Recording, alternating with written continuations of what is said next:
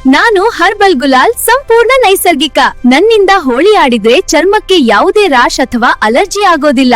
ಸುರಕ್ಷಿತ ಹೋಳಿ, ಸಂತೋಷದ ಹೋಳಿ. ಹೋಳಿ ಆಡೋದಕ್ಕೆ ಮೊದಲು ದೇಹಕ್ಕೆ ಸ್ವಲ್ಪ ತೆಂಗಿನೆಣ್ಣೆ ಹಚ್ಚಿಕೊಳ್ಳಿ. ಆಗ ಪಕ್ಕಾ ಬಣ್ಣ ಕೂಡ ಸುಲಭವಾಗಿ ಹೋಗುತ್ತದೆ. ನಾನು ವಾಟರ್ ಬ್ಯಾಲೂನ್.